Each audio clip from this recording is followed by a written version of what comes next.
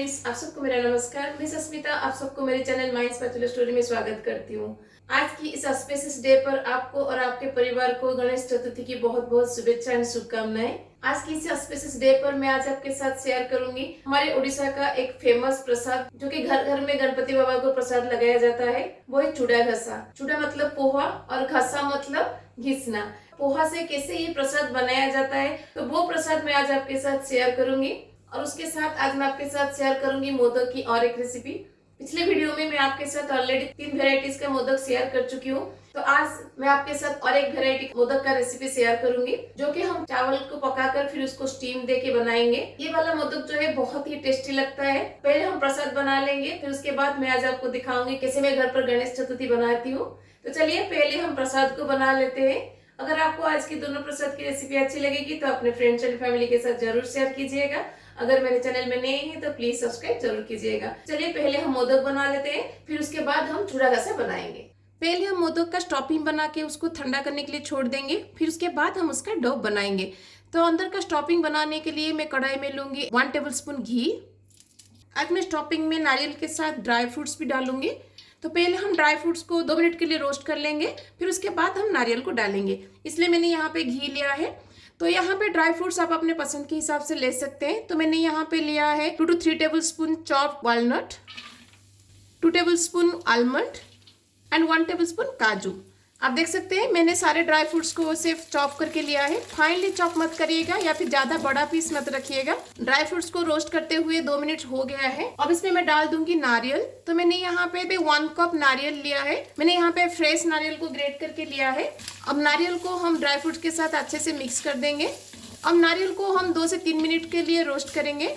नारियल को medium flame पर ही रोस्ट करिएगा, हाई फ्लेम में मत करिएगा, नहीं तो नारियल अपना तेल छोड़ देगा। नारियल को रोस्ट करते हुए 2 से 3 मिनट हो गया है। अब इसमें हम गुड़ को डाल देंगे। जितना मैंने नारियल और ड्राई फ्रूट्स लिया है दोनों को मिलाकर ये 2 कप के आसपास होगा, इसलिए मैं यहाँ पे 1 कप गुड़ डाल दूंगी। आप जितना नारियल और ड्राई फ्रूट्स लेंगे उसका हाफ गुड़ डालिएगा। अगर आप सिर्फ नारियल को लेके बना रहे हैं और 2 कप नारियल डाल रहे हैं तो 1 कप गुड़ डालिएगा।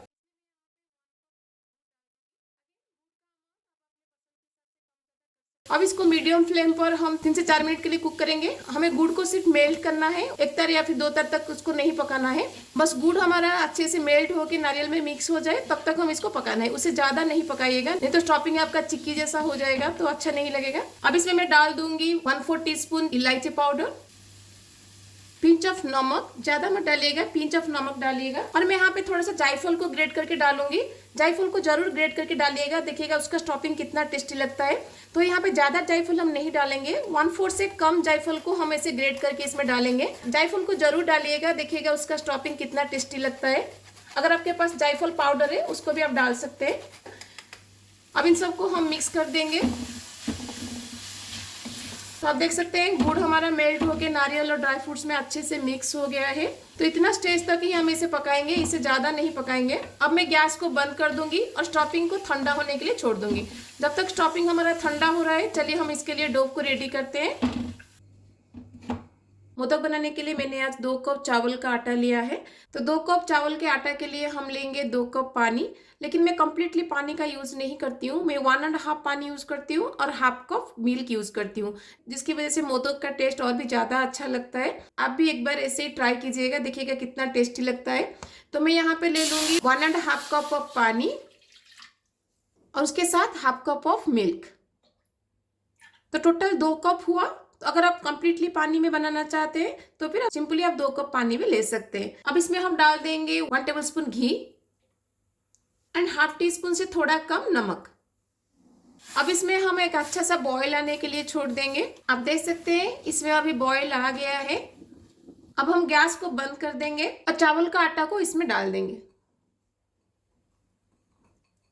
चावल का आटा को दूध और पानी के मिक्सचर में अच्छे से मिक्स कर देंगे। गैस को बंद ही रखिएगा, इसके बाद गैस को ऑन मत करिएगा।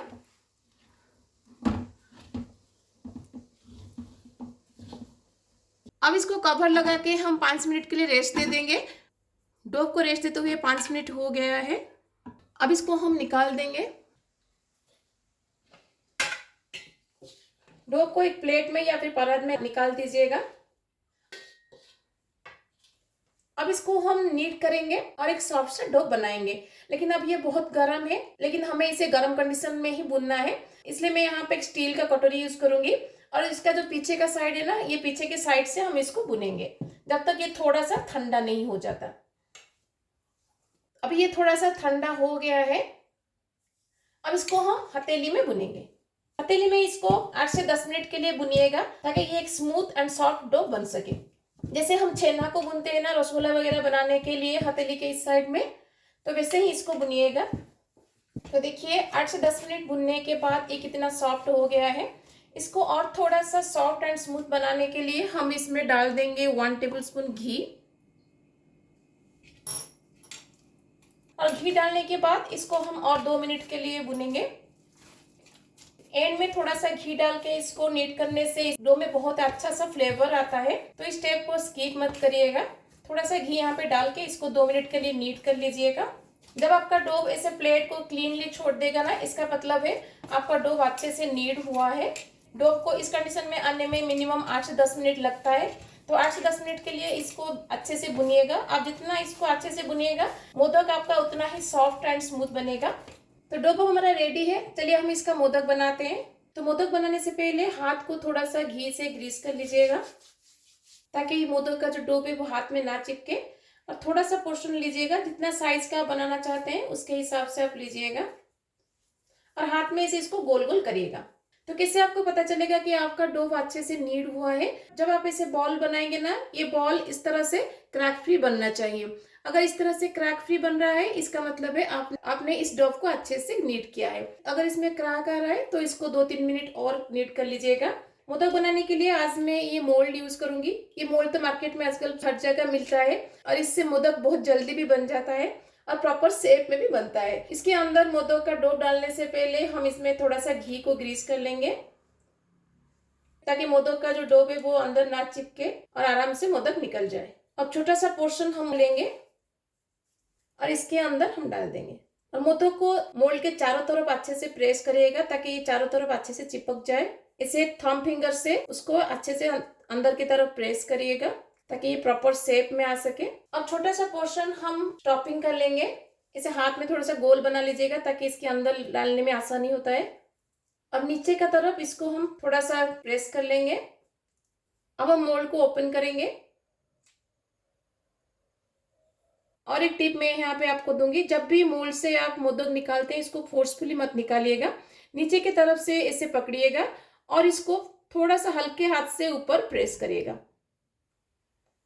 तो देखिए कितना आसानी से मोदक निकल गया और मोदक का साइड से आपको बॉर्डर जैसा दिख रहा होगा, इसको आप निकाल सकते हैं ऐसे।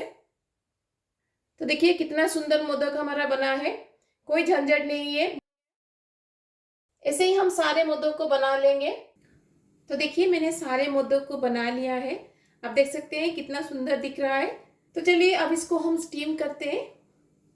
तो स्टीम करने के लिए मैंने स्टीमर को बैठा दिया था और स्टैंड के ऊपर हम थोड़ा सा घी ग्रीस कर लेंगे। आप चाहे तो इसके ऊपर कोई मलमल का कपड़ा भी डाल सकते हैं या फिर बनाना का पत्ता भी डाल सकते या फिर केले का पत्ता भी डाल सकते हैं। अगर आपके आसपास हल्दी का पत्ता मिलता है वो भी डालकर आप इसके ऊपर मोदक को स्टीम दे सकते हैं। मेरी तरह अगर आप डायरेक्टली स्टैंड में बनाते हैं तो आप इसके ऊपर थोड़ा सा घी को ग्रीस कर लीजिएगा ताकि मोदक हमारा नीचे से ना चिपके।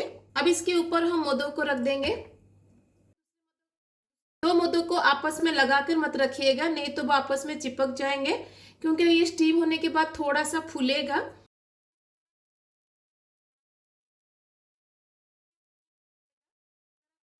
अब इसके ऊपर हम थोड़ा सा पानी स्प्रिंकल करेंगे ताकि जो मोदक ऊपर से ड्राई ना हो। अब इसको कवर लगाकर हम मीडियम फ्लेम पर 10 से 12 मिनट के लिए बैठाएंगे। मोदक को स्टीम देते हुए 10 से 12 मिनट हो गया है।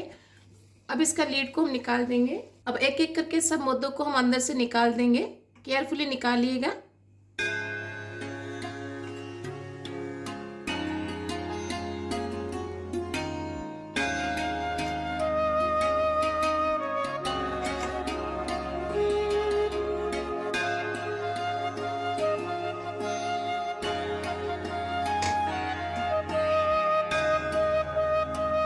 देखिए कितना सुंदर बना है हमारा मोदक। ऐसे ही हम बाकी के मोदक को स्टीम दे देंगे। देखिए हमारे सारे मोदक बन गए हैं, बहुत सुंदर लग रहा है ना, और कितना परफेक्टली बना है आप देख सकते हैं। टेस्ट वाइज भी बहुत ही टेस्टी लगता है। अब इसको हम थोड़ा सा गार्निश करेंगे। तो गार्निश के लिए मैंने यहाँ पे थोड़ा सा केसर का दूध लिया है। इसके लिए मैंने दूध में थोड़ा सा केसर को आधा घंटे से भिगा के रख दिया था। अब इसको हम मोदक के ऊपर थोड़ा सा गार्निश करेंगे ताकि लुक बहुत ही सुंदर दिखे। तो देखिए कैसा लग रहा है हमारा मोदक, कितना सुंदर बना है ना। गणपति बाबा के लिए मोदक को आप अपने श्रद्धा और प्यार से सजा सकते हैं। तो हमारा मोदक रेडी है प्रसाद लगाने के लिए। चलिए हम दूसरे प्रसाद को रेडी करते हैं, जिसे हम उड़ीसा में चूड़ा घसा बोलते हैं। पोहा का प्रसाद बनाने के लिए मैंने यहाँ पे 2 कप पोहा लिया है, जिसे हम उड़ीसा में चूड़ा बोलते हैं। तो 2 कप चूड़ा को मैं ग्राइंडर में डाल दूंगी। इसका हम एक दरदरा सा पाउडर बनाएंगे। फाइन पाउडर मत बनाइएगा, थोड़ा सा दरदरा रहने दीजिएगा, उससे इस प्रसाद का टेस्ट बहुत ही अच्छा लगता है। अब इसका एक दरदरा सा पाउडर हम बनाएंगे। मैं आपको आगे दिखाती हूँ कितना पाउडर इसका बनाना है।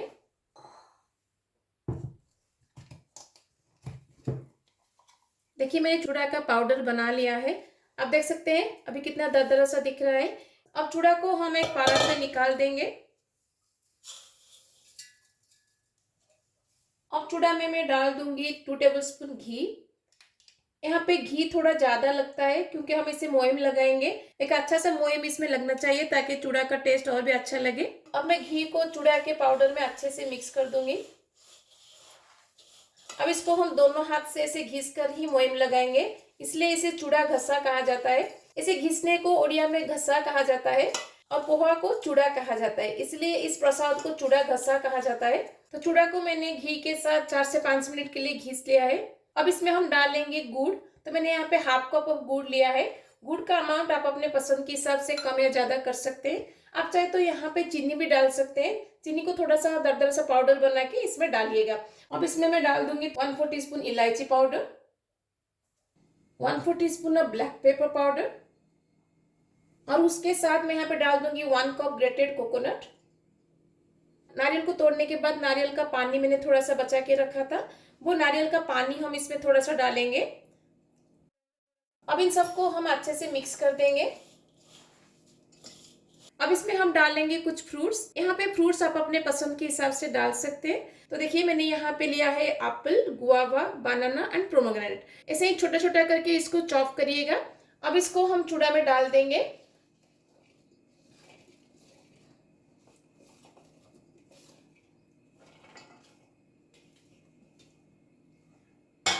अब फ्रूट्स को चूड़ा के साथ हम अच्छे से मिक्स कर देंगे।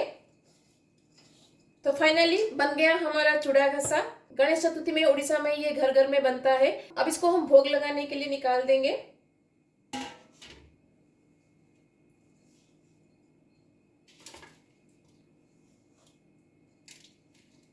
देखिए चूड़ा का प्रसाद भी हमारा रेडी है, और मोदक हमने ऑलरेडी बना दिया था पहले।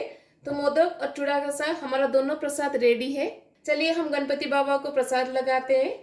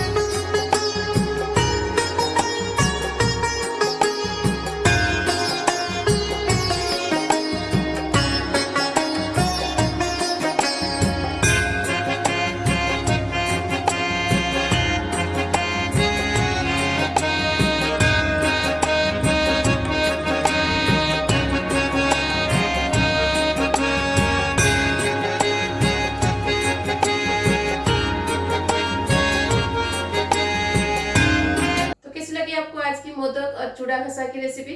मेरी तरफ से फिर से आपको और आपके परिवार को गणेश चतुर्थी की बहुत बहुत शुभेच्छा और शुभकामनाएं। दोनों प्रसाद को घर में एक बार जरूर ट्राई कीजिएगा। कैसा लगा मुझे कमेंट में जरूर बताइएगा। अगर अच्छी लगी तो अपने फ्रेंड्स एंड फैमिली के साथ जरूर शेयर कीजिएगा। अगर मेरे चैनल में नए हैं तो प्लीज सब्सक्राइब जरूर कीजिएगा।